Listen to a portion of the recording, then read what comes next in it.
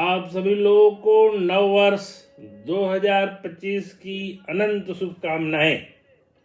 आज अपनी गीता चर्चा को मैं वर्ष के प्रथम दिवस से ही प्रारंभ कर रहा हूं, ताकि पूरे वर्ष आप लोग बिल्कुल जागृत भाव में रहें, कर्मयोगी के भाव में रहें और जीवन के सुख दुख में समभाव में रहें।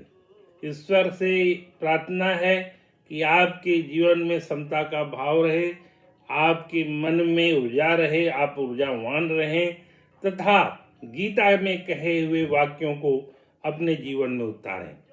हमने अपनी विगत चर्चा में 11वें अध्याय के 36वें श्लोक तक को कवर कर लिया था। तो नए वर्ष की शुभकामना में अपनी स्वरचित एक पुरानी कविता, विगत वर्ष को अलविदा, नए साल का अभिनंदन, जीवन का गुण दोष यही है, गमन आगमन परिवर्तन। यह जीवन का गुण भी है और दोष भी है कि एक जाता है दूसरा आता है, और परिवर्तन हमेशा, परिवर्तन प्रकृति का शाश्वत नियम है, हमेशा परिवर्तन होता है और परिवर्तन हमेशा सुखदायी होता है। तो आपके जीवन में जो भी इस वर्ष का परिवर्तन हुआ है वो आपके जीवन में सुखदायी रहे, ऐसी मेरी शुभकामनाएं हैं। विगत चर्चा में मैंने निमित्त मात्रम भव सव्यसाचिन को बड़े अच्छे ढंग से परिभाषित करके आपके जीवन में उतारने की मैंने प्रेरणा दी थी। मैं भी अपने जीवन में उसको उतारने का निरंतर प्रयास करता रहता हूँ। आप भी करिए। निमित्त मात्रम भव सव्यसाचिन, इस पूरे जगत के व्यवहार को, इस पूरे जगत के नाटक को कर्ता की भांति नहीं, दृष्टा की भांति देखिए और आप अपने जीवन को इसी ढंग से जीने की कोशिश करिए, तो आपको बड़ा आनंद आएगा। आप कर्ता भाव से मत रहिए, साक्षी भाव से रहिए। सही शब्द है साक्षी भाव। जो कुछ हो रहा है आप नहीं कर रहे हैं, बस आप निमित्त मात्र होकर कर रहे हैं। जिस दिन आपके अंदर ये भाव जागृत हो जाएगा, आप बड़े सुखी जीव हो जाएंगे। जिस दिन आपने सोचा कि मैंने ये किया, मैंने वो किया, आप जीवन भर दुखी रहेंगे। वस्तुतः आप कुछ करते भी नहीं हैं, आपको पपेट की भांति ईश्वर चलाते हैं। ईश्वर की सत्ता उन्होंने गीता के 3 अध्याय के 27वें श्लोक में ही कह दिया था कि ये जो भी कर्म है ये हमारी द्वारा रचित प्रकृति करती है, और ये महात्मा आदमी ये सोचता है कि मैं करता हूँ। तो ये मैं का जो पन है, इसको हटा करके अगर जीवन जिएंगे तो बड़ा ही सुखदायी जीवन होगा। आज की चर्चा मैं वहीं से शुरू करूंगा। निमित्त मात्रम भव सव्यसाची के बाद जो अर्जुन के अंदर उद्गार प्रस्फुटित हुए, वो इस अध्याय के नहीं, पूरे गीता के सर्वोच्च सबसे उत्कृष्ट उद्गार हैं। वस्तुतः गीता का 11वां अध्याय उसका सर्वोत्तम अध्याय इस मायने में कि इसमें अर्जुन की शरणागति हुई थी, और पूरी गीता का टर्न अराउंड ही गीता का 11वां अध्याय है। तो 11वें अध्याय पे विशेष चर्चा मैं फोकस करके पुनः करना चाहता हूँ। आगे की चर्चा ये 11वें अध्याय का तीसरा पार्ट है। पहले 2 चर्चाएं जो भी मैं कह रहा हूँ, सब चर्चाएं आपस में जुड़ी हुई हैं। तो मेरा विनम्र निवेदन है कि जब इन चर्चाओं को सुने तो समग्रता से सुने, तो आपको अपने जीवन में उसको उतारने में थोड़ा आसानी हो जाएगी और मेरा प्रयास सार्थक हो जाएगा। मैंने बहुत पहले ही कह दिया था कि मैं बड़ा अकिंचन व्यक्ति हूँ, मैं गीता का बहुत बड़ा ज्ञाता नहीं हूँ, मैं कोई अथॉरिटी भी नहीं हूँ। मैं इधर उधर से सुन के कुछ अपना उसमें इनपुट दे करके, कुछ अपने जीवन की घटनाओं से और गुरु जी के आशीर्वाद से, उन्होंने मेरे को कहा था कि निमित्त मात्रम भव सव्यसाचिन। जैसे उन्होंने कहा कि गीता में भगवान ने अर्जुन को निमित्त मात्रम भव सव्यसाचिन कहा है, वैसे मैं भी तुम्हें कहता हूँ कि तुम निमित्त मात्र बन करके अपने जीवन के सारे ईश्वर के द्वारा निर्देशित आचरण को पूरा करो, अपने कर्म करते हुए। उस कर्म के रूप में मैंने तमाम व्याख्याएं की, और उसमें हमने प्रारब्ध कर्म, क्रियमाण कर्म और संचित कर्मों की जो पृष्ठभूमि थी, और गीता के 4थे अध्याय के 17वें श्लोक तक में उसमें जिस ढंग से उसकी व्याख्या की गई थी कि कर्म क्या है, विकर्म क्या है, अकर्म क्या है, और गहना कर्मणो गति, यह कर्म की गति बड़ी गहन है। भगवान तक ने स्वीकार किया कि ये गहना कर्मणो गति है, ये कर्म की गति बड़ी गहन है, ये बहुत आसान नहीं है। तो इसलिए इस पे आचार्य श्री राम शर्मा की एक पुस्तक ही है गहना कर्मणो गति, जिसको कि मैं प्राय रोज पढ़ता हूँ। और मैं कोई दावा के साथ नहीं कर सकता हूँ कि रोज पढ़ने के बाद भी मेरे ज्ञान चक्षु पूरी तरह खुल गए हैं, ऐसा नहीं है। लेकिन कहीं ना कहीं प्रेरणा मिलती है और उसको अपने जीवन में उतारने की कोशिश करता हूँ। समदर्शी हो नाम तिहारो, चाहो तो पार करो, प्रभु जी मेरे अवगुण चित न धरो, ये सूरदास जी का जो भाव है। तो इस गहना कर्मणोगति किताब का एक पन्ना का एक पैराग्राफ मैं यहाँ आप लोगों के लिए पुनः पढ़ देना चाहता हूँ। पेज नंबर 23 पे है। कोई कोई आत्मदर्शी योगी यह बता देते हैं कि भविष्य में तुम्हारे लिए यह होने वाला है और सचमुच वैसा ही हो जाता है। ऐसे अवसरों पर ऐसा संदेह न करना चाहिए कि मनुष्य परतंत्र है। प्रारब्ध में जो लिखा है वही होता है। आत्मदर्शी महान भाव का भविष्य कथन मनुष्य परतंत्रता के कारण नहीं है, वरन इसलिए है कि उन्होंने देख लिया कि इसका प्रारब्ध कम अब अपना ताना बाना बुन चुका है। यहाँ इसलिए बता देना समीचीन होगा कि श्री राम शर्मा जी कहते हैं कि कभी कभी तत्वदर्शी लोग आपके जीवन की घटनाओं को देखकर बता देते हैं। तो कई बार वो ज्योतिषी लोग भी इधर उधर अपना थोड़ा बहुत प्रयास करके बता देते हैं, लेकिन तत्वदर्शी लोग बता देते हैं। ऐसी घटनाएं हमारे भी संज्ञान में आई हैं और उन घटनाओं का यहाँ जिक्र मैं नहीं करना चाहूँगा। तो तत्वदर्शी लोग आपके प्रारब्ध कर्म के द्वारा क्या कर्म रच दिया गया है उसको जान जाते हैं। ऐसे तत्वदर्शी महापुरुष कम है, मेरे भी संज्ञान में है, इसलिए मैं कह रहा हूँ। तो ज्योतिष लोग भी अपना तो समीकरण गणित इधर उधर वो लोग भी करते हैं, लेकिन तत्वदर्शी की बात तो तत्वदर्शी जाने और उनकी बातें अकाट्य सत्य होती हैं। ऐसे तत्वदर्शी महापुरुष अगर आपको मिल गए हैं तो आपका सौभाग्य है। और ऐसे तत्वदर्शी महापुरुष इस दुनिया में रहे हैं और आज भी हैं, ऐसा नहीं है। लेकिन वो सामान्य रूप में नहीं दिखते, ना कोशिश करते हैं कि वो प्रचार प्रसार में रहे। आइए आगे देखते हैं। प्राप्त कामना ताना बाना बुन चुका है, उसका छूटना मुश्किल है। अपनी सूक्ष्म दृष्टि से वे अदृश्य परिस्थिति को देखकर उसे प्रकट कर देते हैं। मिसाल को देखकर हाकिम के स्वभाव को जानकर पेशकार बता देता है कि क्या फैसला सुनाया जाने वाला, पर इसका अर्थ नहीं है कि मुद्दई मुद्दा सबूत वकील का कोई महत्व नहीं है। इसके प्रारब्ध में क्या लिखा है यह बता देने का अर्थ यह है उसने एक समय ऐसे काम किए थे जिसका फल अब यह होने जा रहा है। प्रारब्ध कर्म के बारे में मैंने पहले भी अपनी चर्चा में कहा है कि पूर्व जन्म के जो संचित कर्म जो अभी आपको भोगने बाकी हैं, अच्छे बुरे दोनों कर्म हैं, वही प्रारब्ध के रूप में आपको इस जीवन में जीने को मिलते हैं। जिसको कोई भाग्य कहता है, कोई तकदीर कहता है। तकदीर को ही प्रारब्ध कहते हैं, लेकिन प्रारब्ध बड़ा वर्ड है, उसकी समीक्षा उसकी जानकारी बड़ी व्यापक अर्थ में समझनी चाहिए। तकदीर और तदबीर दो बातें हैं नहीं है, वरन एक ही वस्तु के दो नाम है। कर्म का परिपाक लेकर जब फल बन जाता है तब तकदीर कहा जाता है। वही संचित कर्म जब परिपाक बनकर आपको मिलता है तो तकदीर कहा जाता है। कच्चा आम तदबीर है और पक्का आम तकदीर है। तदबीर जो है उसको पुरुषार्थ समझिए, तकदीर को भाग रखिए। तो कच्चा आम तदबीर है और पक्का आम तकदीर है। नया कर्म तदबीर है और आगे तकदीर बन जाएगा। अभी जो हम कर्म कर रहे हैं, जैसे कहते हैं कि नए जमाने में जो कर्म कर रहे हैं तो तदबीर है, अभी वो उसका फल बाद में मिलेगा। वो संचित जब बनेगा फिर प्रारब्ध के रूप में आएगा। तो नया कर्म तदबीर है जो आगे तकदीर बनेगा। इस प्रकार पुरानी तदबीर आज फल देते समय तकदीर कही जा सकती है। वही पुराने संचित कर्म जो कि प्रारब्ध बन के मिले हैं उसको हम कहते हैं तकदीर है। कर्म बचिया है, प्रारब्ध बूढ़ी गाय है। और आगे आचार्य ने कहा है कि कर्म बचिया है और प्रारब्ध बूढ़ी गाय है। समय के अंतर से एक वस्तु के दो नाम पड़ गए।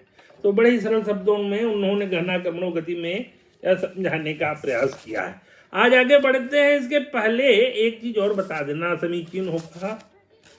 मेरे संज्ञान में दो पुस्तकें आई हैं, एक ईशोपनिषद और एक वेदांत दर्शन जो कि ब्रह्मसूत्र है। ब्रह्मसूत्र पे सबसे पहले टीका शंकराचार्य ने लिखी थी। और ईशोपनिषद एक ऐसा बढ़िया ग्रंथ है उपनिषद का, जिसमें केवल 18 श्लोक हैं, लेकिन इन श्लोकों का गीता पे बड़ा प्रभाव पड़ा है। जब मैंने इन 18 श्लोकों को पढ़ा तो बताया बड़ा संक्षेप में इसमें जो बातें कही गई हैं वही हमारे श्रीमद् भगवद गीता में विस्तार से कही गई हैं। तो इन सारे ग्रंथों का अध्ययन करने के बाद जो हमारी वाणी से प्रस्फुटित होता है वो मैं बोलता हूँ। अब आज की चर्चा को आगे बढ़ाते हैं 37वें श्लोक से, फिर अपनी चर्चा को हम पूर्णावती पर ले जाएंगे, ऊंचाइयों पर ले जाएंगे। कस्माच्च न मेरा न महात्मनं गरीयसे ब्रह्मण आपि आदि करते अनंत देवे जगन्निवास त्वम अक्षरम सत असत तत्परम यत्। इसमें अर्जुन कहते हैं भगवान के बारे में, अब अर्जुन के वाणी से जो प्रस्फुटित हो रहा है वही है, हे महात्मन, गुरुओं के भी गुरु और ब्रह्मा के भी याद करता आपके लिए नमस्कार क्यों नहीं करें, क्योंकि हे अनंत, हे देवेश, हे जगन्निवास, आप अक्षर स्वरूप हैं, आप सत भी हैं असत भी हैं, उन सत असत पर भी जो कुछ हैं वह भी आप ही हैं। आगे अर्जुन कहते हैं भगवान के बारे में, तमादिदेव पुरुष पुराण तुमस्य विश्वस्य परम निधानम वित्तासि वेद्यं च परं च धाम त्वया ततं विश्वमनंत रूप वायुमग्नि वरुण शशांक प्रजापतिस्त्वं प्रपितामहश्च नमो नमस्ते सुसहस्रकृत्वा पुनश्च भूयोऽपि नमो नमस्ते। अर्जुन कहते हैं आप ही आदिदेव और पुराण पुरुष हैं, आप ही संसार के परम आश्रय हैं, आप ही सबको जानने वाले जानने योग्य परम धाम हैं। हे अनंत रूप, आपसे ही संपूर्ण संसार व्याप्त है। फिर आगे अर्जुन कहते हैं आप ही वायु यमराज अग्नि वरुण चंद्रमा दक्ष आदि प्रजापति प्रपितामह ब्रह्मा जी के भी पिता हैं। आपके हजारों बार नमस्कार हो, नमस्कार हो, फिर भी आपको बार बार नमस्कार हो, नमस्कार हो। अर्जुन भगवान जी को बार बार नमस्कार नमस्कार कह रहे हैं। नमः पुरस्ताद पृष्ठस्ते नमस्तुते सर्वते सर्व अनंत वीर्यामित विक्रमस्तं स्वरम समाप्नोति ततोऽसि सर्व। हे सर्वस्वरूप, आपको आगे से भी नमस्कार हो, पीछे से भी नमस्कार हो, आपको सब ओर से दसों दिशाओं ही नमस्कार हो। हे अनंत वीर, असीम पराक्रम वाले, आपने सबको एक देश में समेट रखा है, अतः सब कुछ आप ही हैं। भगवान को बार बार आगे से पीछे से दसों दिशाओं से नमस्कार की बात अर्जुन कहते हैं। फिर कहते हैं सखेति मत्वा प्रब्रह्म दुक्तं हे कृष्ण यादव, हे कृष्ण हे यादव, हे सखेति अजानता महिमानं तवेदं मया प्रमादात् पड़ेन वापि।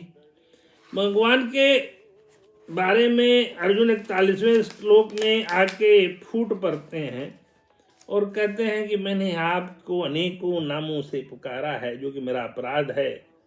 यच्च हवासार्थम सत्कृतसि विहारशय्यास भोजनेषु एकः अथवापि अच्युत तत् समथक तत्सामसे त्वाम अहम अप्रमेयम।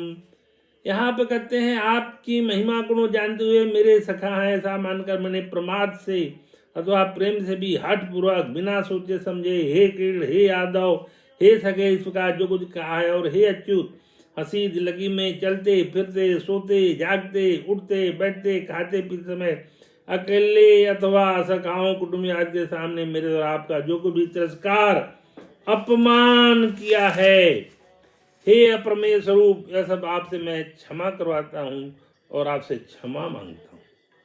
भगवान को उन्होंने कहीं कृष्ण कहा, कहीं यादव कहा, कहीं सखा कहा।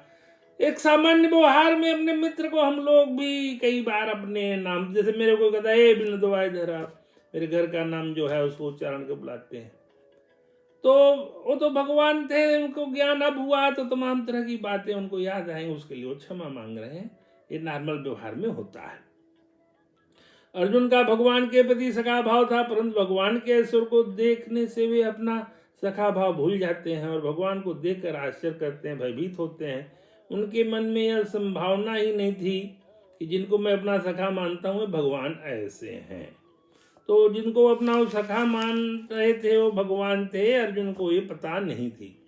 पितासि लोकस्य चराचरस्य तमस्य पूज्यस्य गुरु गरीयान न तत्समोऽत्यधिक कृतन्यो लोक त्रयपति प्रतिम प्रभाव। आप ही चराचर संसार के पिता हैं, आप ही पूजनीय हैं, आप ही गुरुओं के महान गुरु हैं। हे अनंत प्रभावशाली भगवान, इस लोकी से आपके समान भी दूसरा कोई नहीं है, फिर आपसे अधिक हो तो कैसे हो सकता है। तस्मात् प्रणम प्रणिधाय कायं प्रसाद से मी समीड्य पिते पुत्र स सखेव सख्यु प्रिय प्रियारास देव सोढ़ुम। 11वें अध्याय का 44वां श्लोक एक गीता का महावाक्य वाला श्लोक है। आइए देखते हैं। इसलिए सिद्ध करने योग्य आप ईश्वर को मैं शरीर से लंबा पढ़कर प्रणाम करके प्रसन्न करना चाहता हूँ। पिता जैसे पुत्र का, मित्र जैसे मित्र का, पति जैसे पत्नी का अपमान कर लेता है, ऐसे ही आप मेरे द्वारा किया गया अपमान सहने में अर्थात क्षमा करने में समर्थ है। अर्जुन कहते हैं पिता पुत्र के अपमान का, द्वारा के अपमान का, पति पत्नी के किए हुए अपमान का, सखा सखा के किए अपमान को जिस तरह से क्षमा करता है, वैसे ही आप मेरे इस अपमान को क्षमा कर दीजिए। यहाँ बहुत बड़ी बात उन्होंने सामान्य जन के लिए कही कि पिता पुत्र के अपराध को क्षमा कर दे, पति पत्नी के अपराध को क्षमा कर दे, और मित्र मित्र के अपराध को क्षमा कर दे। अगर ऐसा नहीं करता तो पिता नहीं है, पति नहीं है और मित्र नहीं है। तो जीवन में हमने जीवन प्रबंधन गीता द्वारा जो सीखा, उसमें इस अध्याय के इस श्लोक को एक लैंडमार्क श्लोक मान करके कहाँ क्षमा करना है, क्योंकि भगवान ने जिस तरह से अर्जुन को क्षमा किया है, अर्जुन ने जिस तरह से भगवान से क्षमा मांगी, उसी तरह से अपने जीवन के पारिवारिक संबंधों में, सामाजिक संबंधों में यदि कोई अपराध बनता है और कोई अपराध बोध से क्षमा मांगता है तो उसे क्षमा करना समीचीन है, उचित है, और क्षमा कर देना भी चाहिए अगर वो नहीं भी मांगता तो। क्योंकि पिता पुत्र के अपराध को, पति पत्नी के अपराध को और मित्र मित्र के अपराध को क्षमा करता है। यह गीता का महावाक्य है। गीता द्वारा जीवन प्रबंधन मेरा विषय ही है, तो अपने जीवन प्रबंधन में इस श्लोक का आधार लेके अपने जीवन को आगे बढ़ाइए। क्षमा बड़न को चाहिए, छोटन को उत्पात, ये कहा गया है। रही मन निज मन की व्यथा, मन ही राखिए गो, सुन ठिलई हैं लोग सब बांट नली है को। अपने मन की व्यथा को अगर आप अपने से सॉल्व कर ले तो अच्छा है, क्योंकि जगत व्यवहार में वो व्यथा जब फैलेगी तो लोग उसका आनंद लेंगे।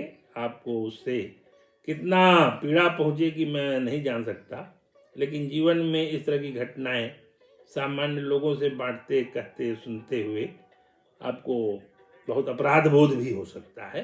ये सामान्य जीवन की बातें हैं। तो इसलिए कहीं भी संबंधों में दुराव आए तो क्षमा करके आगे बढ़ना चाहिए। फॉरगेट एंड फॉरगिव, मेरा नए साल पे जो संकल्प लिए हूँ उसमें एक लाइन जोड़ दीजिए, फॉरगेट एंड फॉरगिव एवरीवन।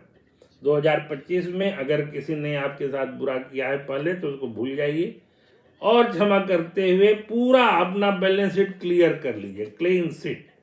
आज के पहले जो भी कुछ हुआ वो सब मैं भूल करके क्षमा कर देता हूँ, और आज से मैं अपना एक नई डायरी में नया आदेश, नया प्रस्ताव ये लिख देता हूँ कि हमें किसी को प्रति कोई दुर्भाव नहीं रखना है। जीवन में मेरे को सरलता से सबके प्रति सम्यक व्यवहार रखना है। प्रभु जी मेरे अवगुण चितना धरो, समदर्शी है नाम तिहारो, चाहे तो पार करो। भगवान के सामने हाथ जोड़ करके समर्पण करिए। इसमें गीता के 11वें अध्याय का 44वां श्लोक का अपने जीवन में उतारने का प्रयास करें।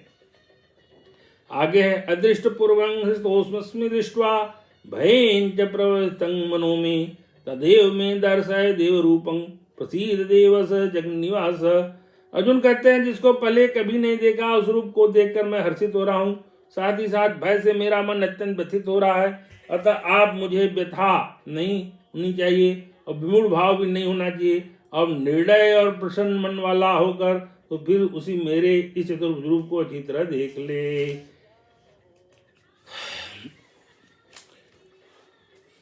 हम लोग भगवान वाच के 49वें श्लोक पे आ गए। तो भगवान अर्जुन से ये श्लोक कहे हुए हैं, इस प्रकार रूप देखकर तुझे व्यथा नहीं होनी चाहिए और विमूढ़ भाव भी नहीं होनी चाहिए, और निर्भय और प्रसन्न मन वाला होगा तो फिर उसी मेरे इस चतुर्भुज रूप का अच्छी तरह देख ले। भगवान ने अर्जुन को फिर से अपना चतुर्भुज रूप, क्योंकि अर्जुन बड़ा चकित और भ्रमित और बड़ा ही अपराध बोध से ग्रस्त हो गए थे, तो भगवान ने उनको फिर से अपना चतुर्भुज रूप पुनः दिखा दिया उनके अपराध बोध को खत्म करने के लिए। फिर संजय वाच आता है 50वें श्लोक में, इत्यर्जुनं वासुदेवस्तथोक्ता स्वकं रूपं दर्शयामास भूय आश्वासयामास च भीतमेनं भूत्वा पुनः सम्मरुत महात्मा। आज संजय बोले वासुदेव भगवान ने अर्जुन से ऐसा कर फिर उसी प्रकार से अपना रूप देव रूप दिखाया। महात्मा श्री कृष्ण ने पुनः सौम्य रूप द्विभुज मानुष रूप होकर उस भयभीत अर्जुन को आश्वासन दिया। तो फिर से अपना वो रूप दिखा के फिर अपना सामान्य रूप धारण करके अर्जुन को उन्होंने आश्वासन दिया। अर्जुन वाच 51वां श्लोक है, दृष्टवेदं मानुषं रूपं तव सम्यं जनार्दन इदानीमस्मि संवृता सचेता प्रकृतिगत।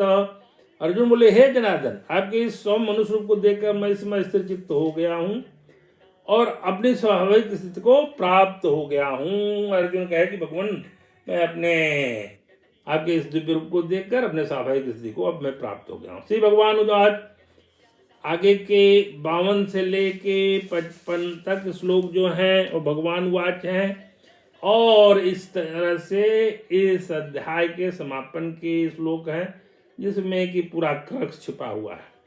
भगवान कहते हैं अर्जुन से, हे भगवान, बोले, सुदर्शमिदं रूपं दृष्टवानसि यन्मम देवाप्यसा रूपस्य नित्यं दर्शन कांक्षिण। भगवान बोले, मेरा यह जो चतुर्भुज तुमने देखा है इसके दर्शन अत्यंत दुर्लभ है, देवता भी इस रूप देखने के लिए नित्य लालायित रहते हैं। भगवान अर्जुन से कहते हैं, मैंने जो रूप तुम्हें दिखाया था अपना वो बड़ा मुश्किल है, मैं सबको नहीं दिखाता, देवता भी मेरे इस रूप को देखने के लिए लालायित रहते हैं जो रूप मैंने तुम्हें दिखाया।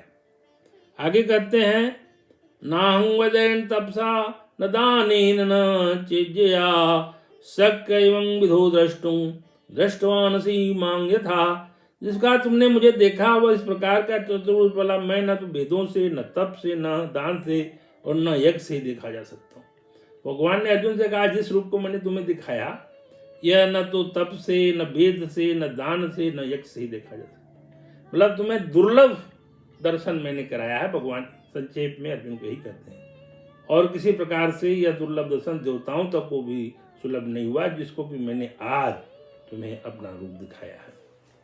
भक्त्या तुनन्या शक्य अहमेवं विधोर्जुन ज्ञातुं द्रष्टुं च तत्त्वेन प्रवेष्टुं च परन्तप। भगवान अर्जुन कहते हैं, परंतु हे शत्रुतापन अर्जुन, इस प्रकार चतुर्भुज रूप वाला मैं केवल अनन्य भक्त से ही तत्व से जानने में और साकार रूप में देखने में था प्रवेश प्राप्त करने में शक्य है। भगवान ने यहाँ साफ कर दिया कि अनन्य भक्ति से ही मेरा यह रूप देखना संभव है। अर्जुन को उन्होंने अनन्य भक्ति का योग दे दिया। अनन्या हिष्यन्तो मां ये जना पर्युपासते तेषां नित्याभियुक्तानां योगक्षेमं वहाम्यहं। गीता 9:22। तो अनन्य भक्ति के बारे में उन्होंने कहा है, अनन्या हिष्यन्तो मां ये जना पर्युपासते तेषां नित्याभियुक्तानां योगक्षेमं वहाम्यहम्। ये अनन्य भक्ति के बारे में भगवान ने बड़े ही विस्तार से गीता के पहले के अध्यायों में भी बड़ी चर्चा की है, जो कि 9:22 में बड़े अच्छे ढंग से आया है, और 8:14 में भी अनन्य चेता सत्तं यो मां स्मरति नित्य स तस्याहं सुलभ पार्थ नित्य युक्तस्य योगिन। गीता 8:14 में कहते हैं, हे प्रथानंदन, अनन्य चित्त वाला जो मनुष्य मेरा नित्य निरंतर स्मरण करता है उस नित्य निरंतर मुझ में लगे हुए योगी के लिए मैं सुलभ हूँ, अतः उसको सुलभता है। गीता 8:14, गीता 9:22, और फिर आइए गीता 11:55 जो कि अनन्य भक्ति की प्रकाष्ठा वाला श्लोक है। ये भी गीता का महाश्लोक वाला श्लोक है, महावाक्य वाला महाश्लोक। मत कर्म तंग धर्मो मद भक्त संवर्जित निर्वैर सर्वभूतेषु यह स मामेति पांडव। हे पांडव, जो मेरे लिए कर्म करने वाला, मेरे ही परायण, मेरा ही प्रेमी भक्त है तथा स्वतः आसक्ति रहित और प्राणी मात्र के साथ वैर भाव से रहित है वह भक्त मुझको ही प्राप्त होता है। भगवान ने साफ कर दिया कि जो मेरे लिए कर्म करता है, मेरे ही प्राण है, मेरा ही प्रेमी है, आसक्ति रहित है, प्राण के साथ मास रहित है, वो भक्त मुझे प्राप्त। यानी सब अनन्य भक्ति वाली जो भी भाव है सब हो तो मुझे ही प्राप्त होता है। इसकी व्याख्या देख लें। अनन्य भक्त के 5 साधन है।